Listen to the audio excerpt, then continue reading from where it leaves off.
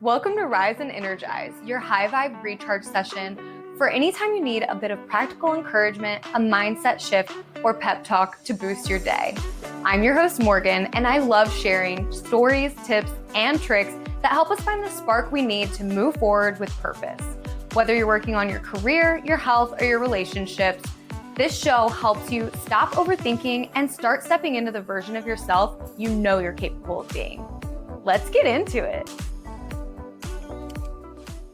Hello. Welcome to another episode of the pod. I am so happy that you're here to tune in for the final episode of 2025. If you're listening in real time, it has been quite the year, and no matter who you are, I'm sure that you've gone through lots of ups and downs this year, and looking ahead to 2026 is so fun and exciting. If you're not listening in real time, everything I say you can probably apply to goal setting in the future, whether it's at the new year or just a new season of life in general. But I wanted to talk specifically about New Year's goals because I think we all go into the new year. First of all, the last month of the year is always a frenzy of chaos, it seems like. There's gatherings and holiday parties, work parties. I had a book club party. You have multiple family gatherings to go to. If you've got little ones, you're making sure that you're buying and wrapping and getting their gifts together and baking sugar cookies or Christmas cookies or whatever it is. So it's just a busy season of the year. And then we go into the new year, and I think a lot of us have these dreams and ideals and aspirations to, the whole new year, new me idea, to be better people or work on something in 2026 or the next year. And we go into the new year and we kind of rush it. So I want to take some time and encourage you to take some time to really thoughtfully, intentionally, mindfully set your goals and then make a plan. So that's what today is all about. Whether it is the new year or not, I think that you could apply this to any time of the year that you are goal setting. And I am going to do it for myself as well when it comes to the podcast, when it comes to the things that are important to me going forward. So I have a couple of insights that I want to share, but then I also have a basic 4-step process that I think is going to help you set aligned goals for yourself. So not just setting a goal that seems good, but something that is aligned with the life that you want to live, and then how to carry that out or how to set yourself up for the new year to actually carry that out. So that's what I'm going to get into. Before I do that, I do want to mention that it is always super fun whenever I see that you guys are reviewing the podcast on Apple Podcasts. I had someone leave a review this past week and it made me really happy and I really appreciated it. But it said, it was a 5-star review, and it said, "Every time I finish one of these episodes, I feel ready to take on the world. I love that Morgan's episodes are about learning, giving yourself grace, and figuring out life together. She does a really good job of making sure you're not alone and that you feel seen with these episodes." So thank you so much. If you are on Apple Podcasts, you know that reviews have the craziest usernames. So this username was like BBNBKJGH. I don't know what that means, but thank you, BBNBKJGH. I really appreciate that and am so thankful that you left a review. It does help a ton on Apple Podcasts. So if you have a chance to do that, go on Apple Podcasts and leave a 5-star review. If you're on Spotify, you can just leave me the 5-star rating. Or if you're on YouTube, watching this on YouTube, drop a comment, subscribe. Well, subscribe anywhere, Apple Podcasts, Spotify, or YouTube, or wherever you listen. And then just let me know that you're enjoying it. I love to hear it. So thank you so much for that. And now let's get into the episode. So I did want to mention a stat because I feel like this is something that we hear pretty often, but can be a good reminder when we're setting goals. So 30 to 40% of Americans set New Year's resolutions, but only about 9 to 10% of those actually see them through. So there's a reason for this, right? I feel like one of the biggest reasons is that we are not setting goals that are aligned. If you listen to last week's episode, the example I gave was you hear someone say, "I'm going to read a book a month," or 2 books a month or whatever. And you think, you know what, that's a good goal. I think I kind of would be interested in getting back into reading 12 books a year. That's what my goal is going to be. And then you just kind of go about. Or you could have a weight loss goal where you're like, you know what, it sounds great to lose 10 pounds this year. I'm going to set that goal, and by the end of 2026, it'll be met. Or you set like a savings goal, like, oh, each month I'm going to save $50, or by the end of the year, I'm going to save $500 or something like that. And you set the goal at the beginning of the year and then you move on, and then you don't really have a plan. You also, maybe that goal was kind of made on a whim. You don't really have any backing or reason or purpose behind it. And then you don't follow through with it. So there's lots of reasons that happens, I believe. But 23% of people who set New Year's resolutions quit within the first week of the year, and 64% in a month. So I want to help you not be those percentages. I want you to be the 9 to 10% of people that actually follow through with their goals and their resolutions. So this is kind of funny, because when I was younger, there was a period of time where I don't even know why, but I did not believe in New Year's resolutions. I was like, resolutions are dumb. I'm not setting New Year's resolutions. I couldn't even really tell you why. Maybe you could ask my mom and she would remember what I said at the time. But if you're like me, you said so many stupid things whenever you were a kid that I like kind of disassociate from some of them, and I can't remember exactly where it came from, but I remember being staunchly against New Year's resolutions for a while. If you're watching this on YouTube, I just had to go let in my dog, Eddard, and he is now on the futon with me. You can only see his butt. He's a little annoyed because he usually sits in the spot I'm sitting in right now, and he just stared at me for a long time trying to ask for it. But anyway, as I was saying before, I was talking about how when I was younger, there was a period of time, and I don't remember why, but I was staunchly against New Year's resolutions. And thinking about it now, I think some of it was just that I got annoyed by the fact that so many people don't follow through with them, probably including myself. And somewhere deep down, it's probably not that deep down actually, but I am also very afraid of failure. So setting goals used to feel scary to me sometimes, because then when I didn't reach them, it really tanked my confidence.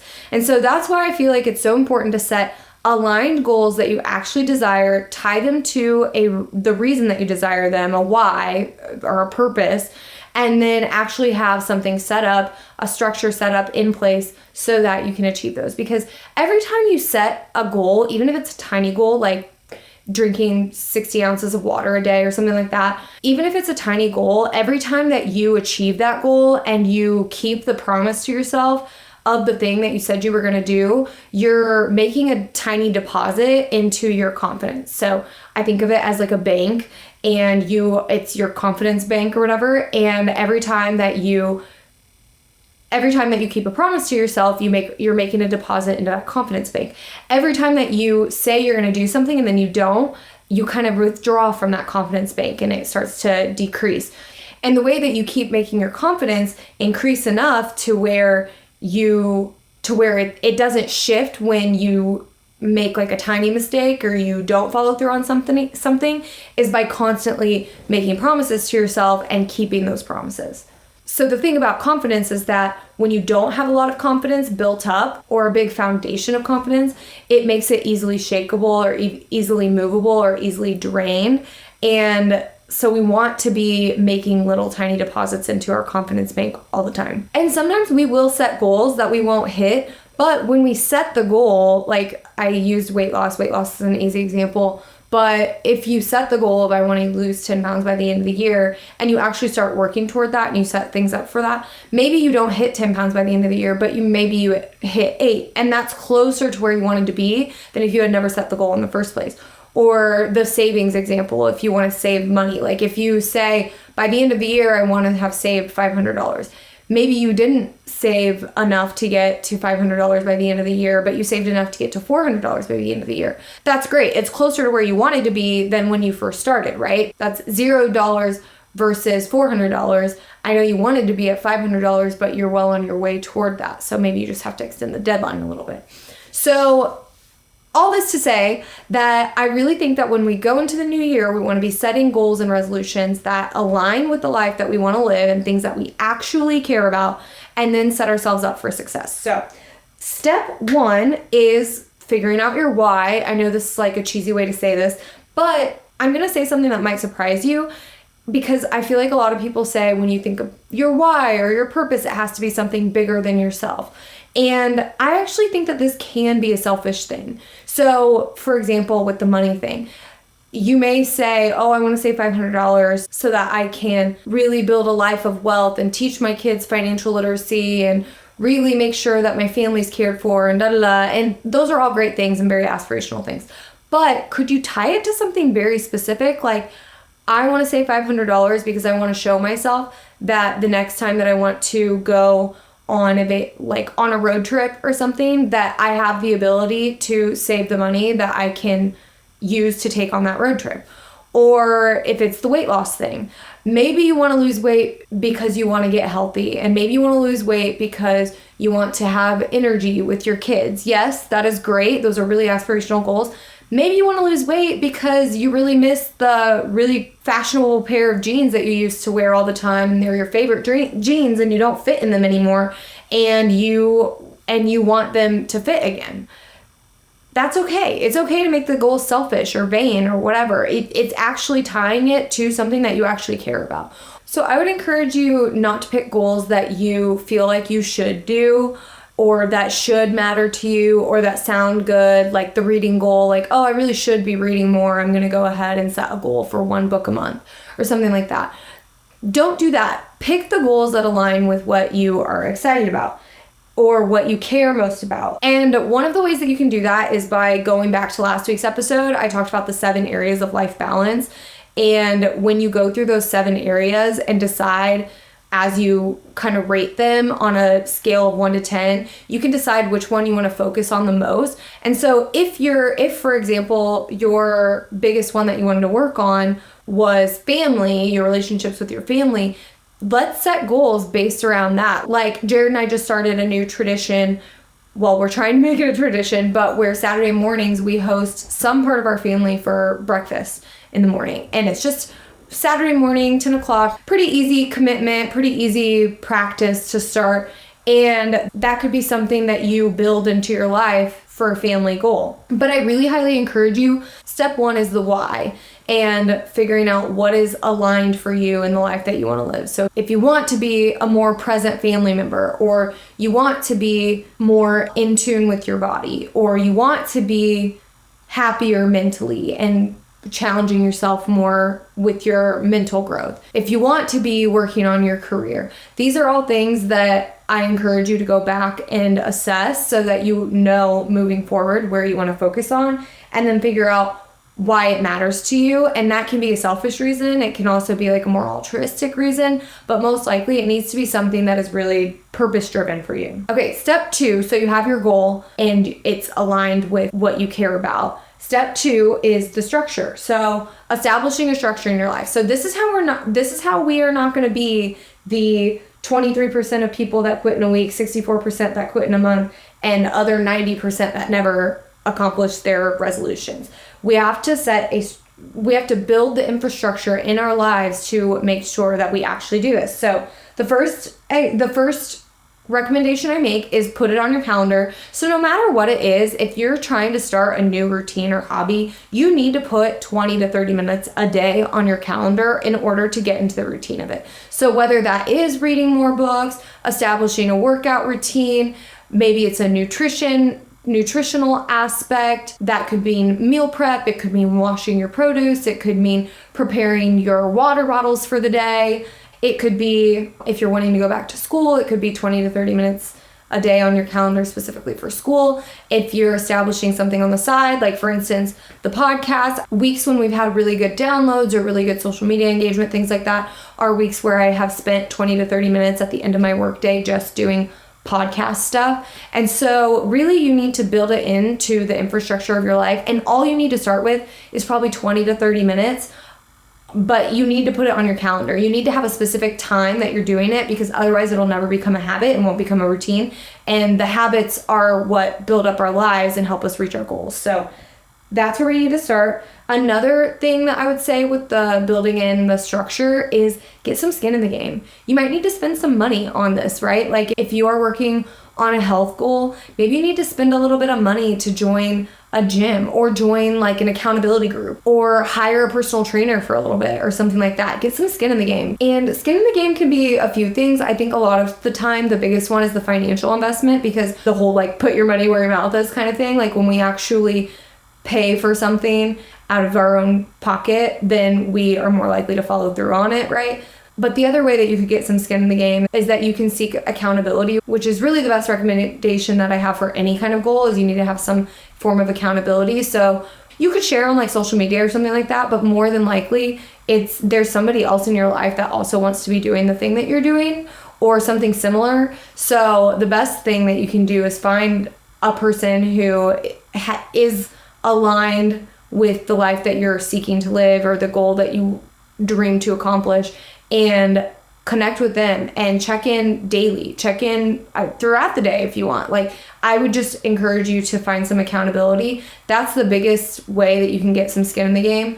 But I do also think that purchasing something or getting yourself more invested with the actual financial investment and then also the like people investment would be helpful. Step 3 is take action. So this is something that I actually encourage you to do like today or within minutes of setting your goal.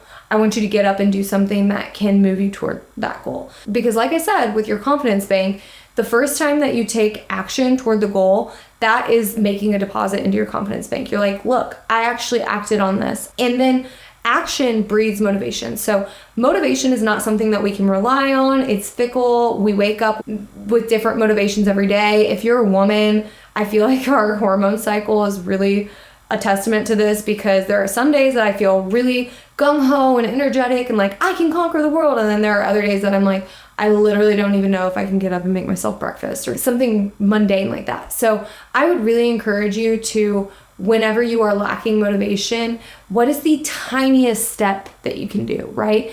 This is such a tiny thing, but I guess in my personal life, something that I've really been working on is maintaining a cleaner household. And I find that when I don't want to do it, if I just say, okay, I'm just going to start with 5 minutes, just 5 minutes of cleaning. And that usually turns into an hour of cleaning. Like, you probably can relate to this. You turn on the vacuum, and we have like stairs that I vacuum. I'll turn on the vacuum to vacuum the stairs, and we have 2 sets of stairs. And I'll go through the first set of stairs, which everybody sees when they walk into our house. So I feel like I need to vacuum those, but it doesn't take long. It takes maybe 5 to 10 minutes. And I usually say, I'm probably not going to do the bottom set of stairs. But then by the time I get to the bottom of the first set of stairs, I'm like, well, I'm already here. I might as well do the second half. And how often do we do that? Like, imagine if you had a workout program and the first thing to do is do 10 push-ups. Well, what if you said, okay, I'm going to just start with 1 push-up.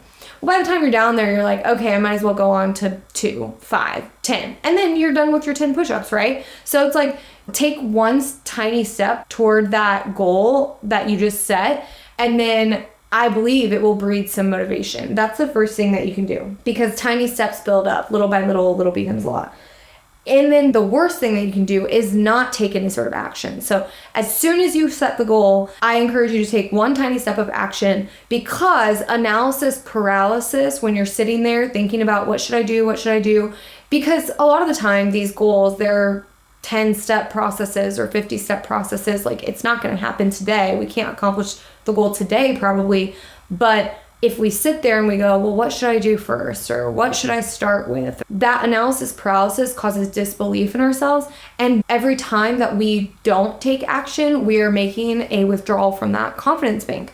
And it causes us to believe that, actually, I don't think I can accomplish that goal. Actually, I don't think I'm up for the task. So it's not helping you whenever you do that. So step 3 is action. Step 4, and this is optional, but really it will make it more sustainable, because really these goals, that's why we start with why. These goals are getting us to be the people that we want to be and living the life that we want to live, and something that lights us up. They're not goals that we feel like we have to do to be a good person, or goals that we have to do. Like, we should not be dreading these goals. They should be exciting to us. So the last step I say is make it fun.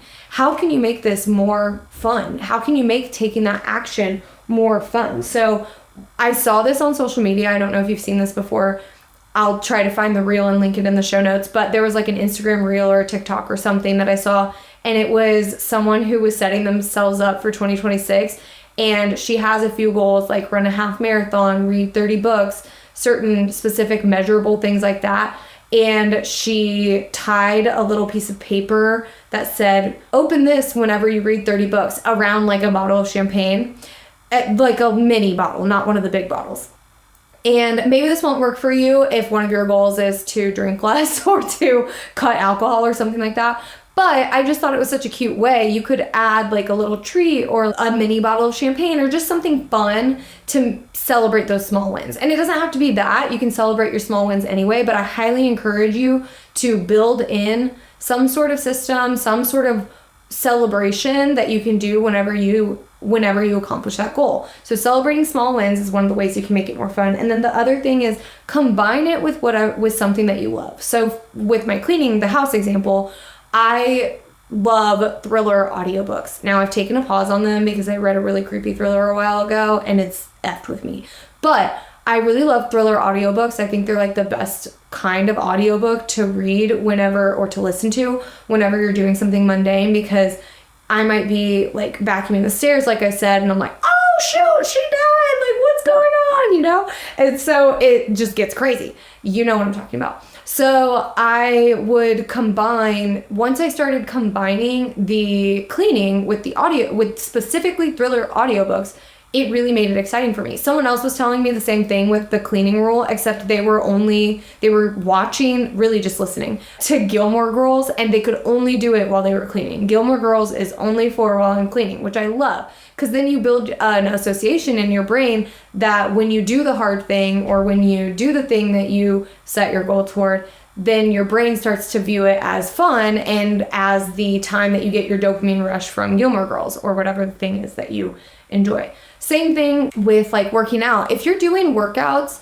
that are super boring and not enjoyable to you, like find a new routine, find something fun. Or if you're not doing workouts at all, but the reason is because the traditional form of working out that you've had before isn't fun for you, find something that you like. Find activity and movement that you enjoy. You could even just start with a 5-minute walk. Again, I feel like sometimes when you start with a 5-minute walk, you go, well, I could go 10 minutes. I could go a mile. I could go 30 minutes, like whatever. And it builds on itself. So make it fun. That is my last step. Step 1 is find your why, find your purpose, align it with who you want to be and what life you want to live. Step 2 is structure. So figuring out the structure in your life, where you're going to place it. Step 3 is action. And step 4 is make it fun. I hope this is super helpful for you and tangible for you. And I'll also be sharing more about New Year's resolutions and goals and whatnot on my Instagram page. So please go follow me there at Rise and Energize Pod. I love you. Thank you. Thank you so much for listening. If you love this episode, it would mean so much to me if you would share it with a friend that could benefit from it. Like right now, or on social media and tag me so I can say thank you. Until next time, talk to you soon.